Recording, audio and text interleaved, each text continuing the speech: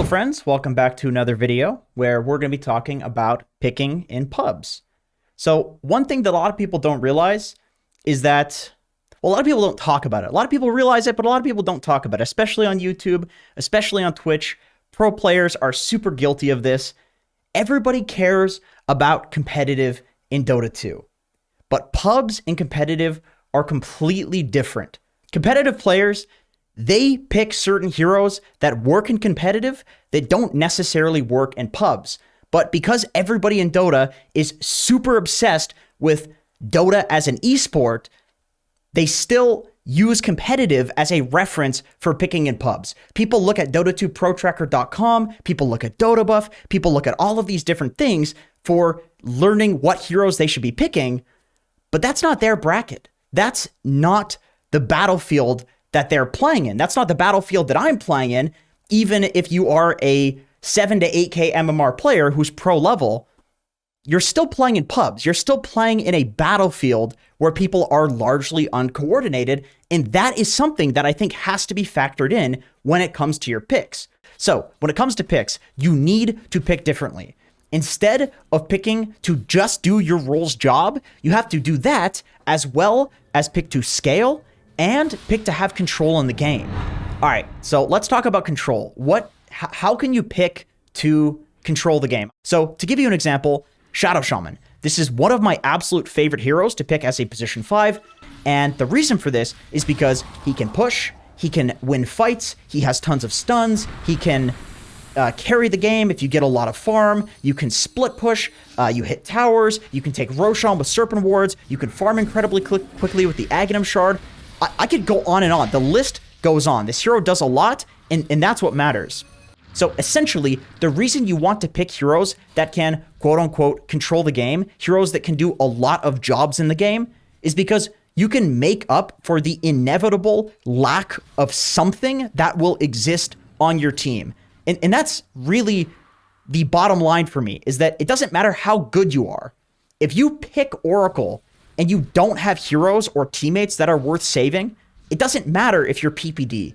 It doesn't matter if you're Nico Baby. You're not going to carry this game. It's not going to be possible by the sheer nature that your hero just does one thing really well. So the second thing that you want to do in order to pick better heroes in pubs is pick heroes that can actually scale. And the reason for this is that in literally every single bracket in Dota, including in the pro level bracket, the bracket that I play in, the bracket that PPD plays in, if you are playing in a pub environment with 5 people that don't know each other, 5 people that aren't sitting in Discord with each other, hell, 5 people that probably dislike each other, because let's be real, this is Dota, there will be an excess amount of space on the map. Why? Because everybody is incredibly uncoordinated. Because of this festering hatred, because of even, jokes aside, because of this just lack of coordination, people are not going to be quick at ganking you. People are not going to be good at maximizing their efficiency on the map. And so you can basically almost always get more farm in pubs than in competitive. That means that heroes that are good in competitive are not necessarily good in pubs, because maybe these heroes in competitive are specifically good because they are great with no farm. So in competitive, if you are a 5 position, typically you'll be buying a bunch of sentry wards, you'll be buying smokes all the time, your cores will be extremely good because they'll be, tier 1 players. If you watch these, DPC and stuff, you'll see these players that are playing with people who know how to completely maximize the map, maximize their farming patterns so that they're getting every single neutral camp on the spawn, every single bounty rune, things like that. Basically, people are going to be so good at consuming the map that there is no space. Also, it's worth noting that this exact same uncoordinated nature of pubs that we're talking about causes games to always go late. Every single Dota game in pubs feels like it goes to the late game. In competitive, it's not about that at all. Teams are incredibly good at playing around timings where, the carry will be like, okay, I got my BKB, let's go, let's end the game right now. And then they do it. That's never going to happen in a pub. So pubs always go late. And so if you're picking heroes that are quote unquote good in competitive, but they can't farm, then you will consistently go to the late game and you'll be consistently useless in the late game. And so that is super worth thinking about. If you are about to pick a hero in a pub, think, what does this hero actually do with items? Because you will get items, because there's an excess of farm on the map, and you will go to the late game. So it will matter. The last part of picking in pubs is you need to do the fundamentals of your role, and I think everybody generally knows what those are. We'll talk a little bit about those later, but I think people generally know what the fundamentals of the role are: 5-position wards, offlane builds aura items, and so forth. But you need to make sure while doing that, you're picking heroes that also scale and control. Once again, going back to the example of Shadow Shaman, this hero is a great position 5. A lot of people say, oh, I can't win games with position 5, Jenkins, it's so hard. Bullshit. That's bullshit. If you think that, you're just not picking heroes that scale and control. Straight up, that is one of the biggest issues with 5 positions, and it's literally causing me to bald. This is causing me so much stress because there are exceptionally good players that are... It's so sad to see the MMR that is lost simply because they are picking heroes, they're playing extremely well, but they're picking heroes that don't scale and control the game because they think that because they're a 5 position, they have to sacrifice. You have to sacrifice your entire game. That is not how pubs work. That's a competitive mentality. Don't get stuck in that mentality. One last tip that I do want to give you, actually, there's a couple of tips here at the end that I'd like to give you for drafting in pubs and making sure that your team is well-rounded, even though you can't really communicate that consistently with your team to make sure that they're not picking stupid shit or maybe, it's getting combos. That's a little hard to do with, in pure solo queue. But there are still ways to get around that.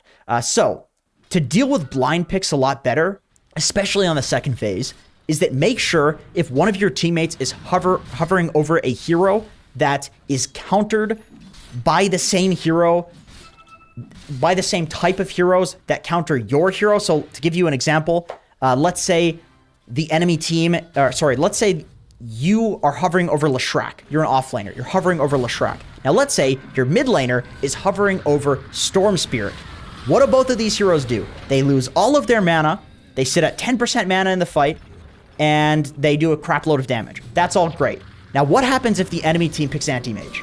Now, both of you cannot carry the game because you've been hard countered. This guy's going to walk in and press R on either of you, and he's going to win the game. So make sure that it's not an easy task, but it's something that's worth looking at. It's something that's worth definitely thinking about, that if your team is picking a hero of a certain archetype, that you can pick something that is completely different from that archetype if you're blind picking. And the reason for doing that is because it's way less likely that the same hero that is blind picked against you is going to counter both of those heroes. And that's the way that you can consistently make sure that there is some way for you to win in a draft. So for instance, in that example, let's say you're hovering over offlane Leshrac, you have a guy hovering over mid-storm. I will switch that Leshrac pick to an Axe pick because it does all of the things that we previously talked about, but it's a polar opposite archetype of hero. This is a melee, tanky, stunning strength hero versus a damage dealing, carry, mana-based mid hero. So the last thing is that if you are consistently getting countered in games, let's say you're a 5 position and offlane and carry are picking after you, or let's say you're an offlaner and the carry picks after you, which sometimes happens actually in high-level pubs. That's kind of the meta right now, is that the carry picks last, which means the offlaner is always countered. That is when Mario heroes are the absolute best. And the reason that I call them Mario heroes is because I'm thinking about Mario in Super Smash Bros. And Mario just in the whole Nintendo world in general. What do you think when you hear the name Mario? He's just the generic guy. Nobody's that excited to play Mario in Super Smash Brothers or something like that. But nobody's like, oh, that character sucks. He's just the guy. He's the normal guy. And so in Dota, the heroes that I consider Mario heroes are the ones that they aren't really that exciting, but no matter how the game goes, they'll be fine. And in Dota, generally stunners are very good Mario heroes. So in the offlane, something like a Tiny is always going to be fine because no matter how hard countered he is, he's always going to be able to stun. And that's just always good. So make sure that if you are in a meta, if you are in a position that is consistently getting countered, that you are picking heroes that do not give a shit about being countered. Make sure that you are picking Mario heroes in Dota 2. That's it for this video. Make sure that if you are picking in your pubs, do not pick like it's competitive. Make sure to abuse the crazy, uncoordinated chaos that is the Dota 2 pubs that we know and love and also kind of hate. But with that being said, thank you so much for watching this video, guys, and I hope to see you in another video.